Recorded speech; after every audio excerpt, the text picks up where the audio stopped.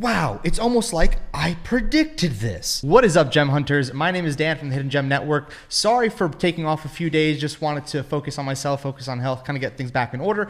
But we're back. Happy holidays. Whatever you celebrate, I hope you and your family are super safe during these times. And again, sending all my best wishes and love to you and yours. Happy holidays and happy new year. Let's try to make this super prosperous in the upcoming year. So first things first, I just want to start off because I always love patting myself on the back, because let's face it, I say this all the time, I'm not the smartest apple on the tree. So I said this 4 days ago maybe, let's see, no, I said this 5 days ago.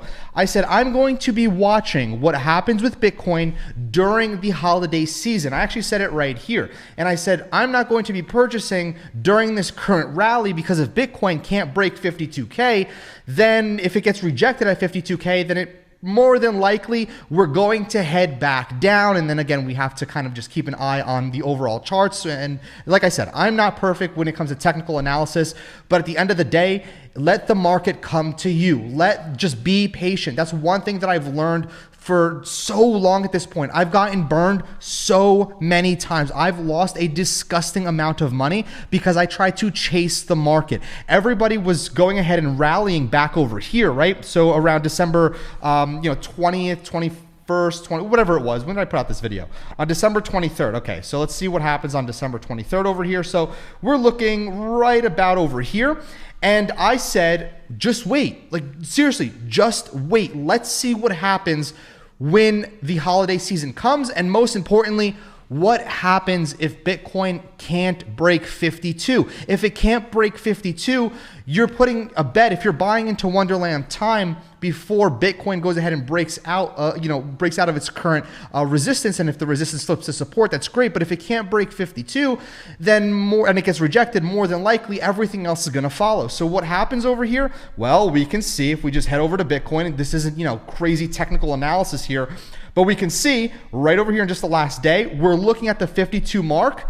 What happens? This is worse than me going out to, some sort of bar and getting rejected by just a smoke show of a model. This is a very hard rejection. So out of life experiences, aside from getting rejected at bars, I've just learned to be patient when it comes to the crypto market, because anything can happen, especially at times, volatile times like this on the holiday seasons, when volume isn't necessarily at a peak, which bears the question, is Wonderland going to keep going down, or is it going to keep going up? Well, it's all going to be predicated on Bitcoin. Just wait. I can't emphasize this enough. However, let's flip to some Wonderland, just the ecosystem in general.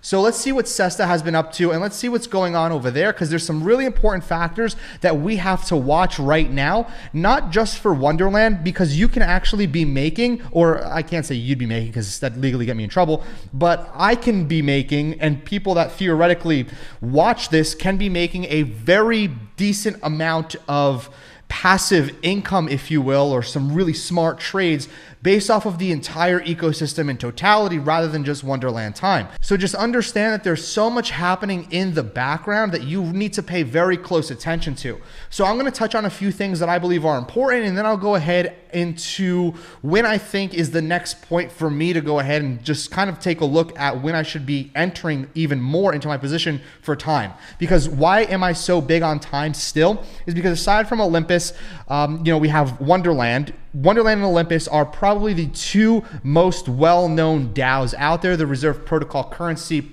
protocols. So again, I think that Wonderland has a even greater outlook for the future gains compared to OHM. So first, I actually want to talk about this tweet from Sesta, and it was a retweet from, it was a tweet from Penny Sapiens.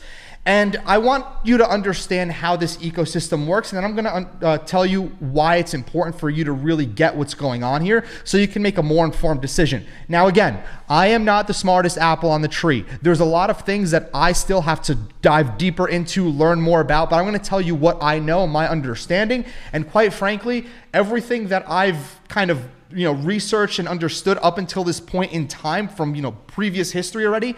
It's enough knowledge to do pretty well. So Wonderland, the fund as labeled over here, is providing liquidity to Popsicle Finance. So Popsicle Finance, the market maker. Now here's what's interesting is that Sesta said something about right over here, SushiSwap as the multi-chain AMM, so automated market maker, and a DEX, two different things. So I actually want to break down more specifically an AMM so you can understand why it's so important and why it's interesting that Sesta mentioned that SushiSwap is going to be a DEX and a AMM, but he says two different things. So how does an AMM work? So trading pairs you would normally find on centralized exchanges like Binance, KuCoin, etc. Exist as a individual liquidity pools in AMM, so automated market makers. For example, if you wanted to trade Ethereum for USDT, you would need to find an Ethereum USDT liquidity pool. Now, where do those liquidity pools, like where are they? Like where exactly are they hosted? Is on decentralized exchanges like Uniswap, PancakeSwap, etc. So again, in this case, Ether for USDT, it would be on something like Uniswap. So when people provide liquidity to these liquidity pools with the liquidity pool contracts, these different exchanges, whether it's a decentralized or centralized, they all talk to that liquidity pool, and that's how prices are determined. So instead of using dedicated market makers, anyone can provide liquidity to these pools by depositing both assets represented in the pool. For example, if you wanted to become a liquidity provider for ETH USDT pool, you would need to deposit a certain predetermined ratio of ETH and USDT. So a lot of times, a lot of these exchanges, what they can do, especially if they're centralized, is that depending on the token or the project, that project, like let's just take for example Magic Internet Money, just theoretically, okay? So what Sesta is able to do is they're able to go to somebody like Binance and say, hey, look, we have our LP that is on that's on Uniswap, and what Binance is able to do is they're able to call from Uniswap, they're able to call that particular contract and make it work within their system.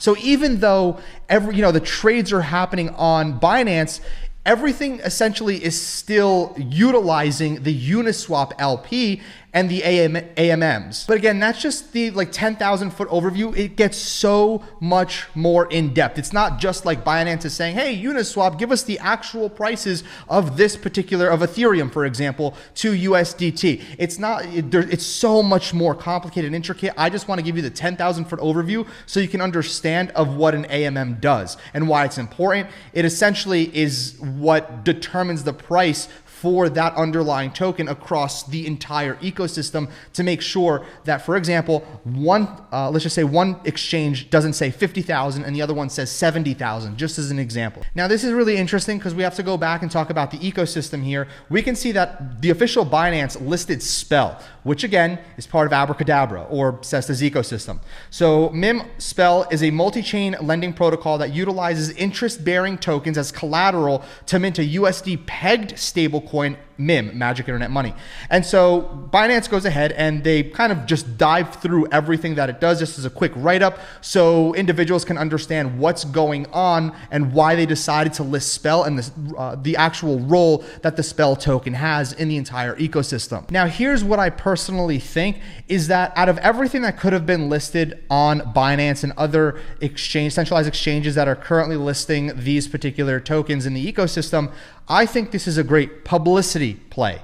And this is a great opportunity to get new investors into the Abracadabra ecosystem to allow them to go ahead and learn how to stake, mine, and talk about the governance as well. It brings new eyeballs to the ecosystem. Rather than this being just a way to pump the underlying price of Spell, this is more of a strategical move to get a slew of new investors to go and take a look at Abracadabra and the entire ecosystem. Again, keep in mind that Binance themselves, the official Binance Twitter, was the one who tweeted about this, and it brought a lot of awareness. It brings a lot of awareness to the ecosystem.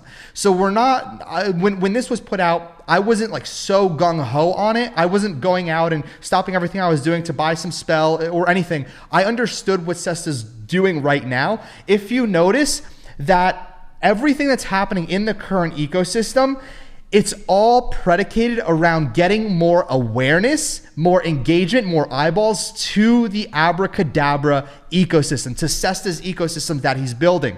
Because if on the other side of the coin is, rather than garnering all the awareness that we see right now, because there's a lot of things happening in the Abracadabra ecosystem, however, it's all, like I just said, geared around engagement. However, on the flip side, if they didn't care about engagement, they can just simply focus on adding new features and upgrades, or literally they could do anything is what I'm trying to say. Rather, they're attracting a whole lot of new eyeballs, a whole lot of new investors, and it also attracts a lot more thinkers, forward thinkers with that net being casted. It's just traditional marketing. The smartest way to to market is cast a wide net and try to get as many people as you can during that cast of the wide net, which is happening right here. But again, there's nothing wrong with this. I'm not going and just jumping into Spell and buying. But what I am watching and what I am looking for is I'm watching Sushi Swap Hardcore. Now, this is huge. We're going to see Sushi become a massive player in the DeFi space very, very soon. In Q1, I do believe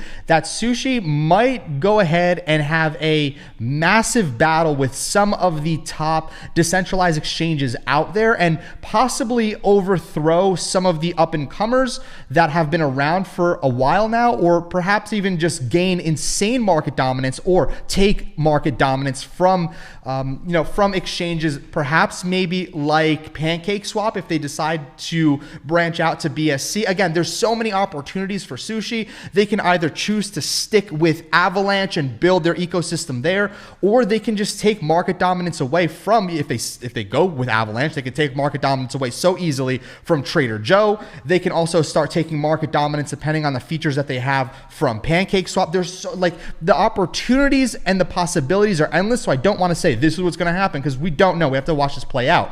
The other thing is Sushi is doing exceptionally well against the entire market, even though it's downtrending right now. But a lot of this has to do with the hype and the news that's being announced from Sesta himself. And he says, imagine getting 100% of the fees of Binance distributed to you. That's huge. So the future of Sushi holders, a DEX owned by frogs, made by frogs. So this is December 27th. So we can see right over here, if we just take a look at December 27th, right here, this tweet, kind of correlates with the exact time where Sesta went ahead and obviously tweeted. So right over here, you can see that the market cap of Sushi is $1 billion. But if we take a look at something like PancakeSwap, it's at 3. And again, Uniswap, which is, just no pun intended, but it's a massive unicorn here. It's at 11 billion. Even if Sushi goes to 2 billion, that's still a 2x from here. If it nears 3 billion, which I 100% see it possibly heading towards 3 billion in market cap, we're looking at, a $25 to $30 Sushi token. Huge. So when it comes down to safety, I would definitely put Sushi at the higher, tier of the safer list. However, let's go back to time and when I'm looking to kind of jump back in essentially. Now, there's no set price on Wonderland that I'm looking to get in at until I see what Bitcoin decides to do in the upcoming year. So as of right now, if I had to take an educated random guess, we're probably gonna go ahead and retest the 48s, 47 level, which in turn means that time is also going to go ahead and get dragged down. It's inevitable here. So I'm going to wait. I'm gonna see how Bitcoin plays out, and I'm gonna keep everybody updated. If you guys aren't yet doing so, make sure you follow me on Twitter at DaSilvaShadow. I'm also hosting a giveaway today as well that is going to be on my Twitter, so make sure you're there with notifications. And like I said, I'm going to be waiting for that 48, 47 level range and see what happens. And more than likely, I'll make my decision on when to enter time based off of what Bitcoin ends up doing. But I foresee that happening this upcoming year, not necessarily the ending of this year. However, it might, it's crypto, anything is possible. So with that being said, I'm going to keep you guys updated. Make sure that you're following me on Twitter, and if you haven't done so yet, take a look in the description. Join the WeVsThem community. There's over 1,500 of you already. It's free to join. trust me, you're not gonna wanna miss the WeVsThem. So I'm gonna try to keep you guys up to date on everything that I'm doing and try to create a new video every single day. I'm gonna probably release 1 or 2 more videos today because I'm feeling great actually. My health feels awesome right now. So I'm gonna try to crank out some videos, new content, and just kind of steamroll today. And I hope everybody's having a fantastic holiday. Gem Hunters, I will catch you soon. Subscribe with notifications, smash the like button. I'll catch you all relatively soon. Bye everybody.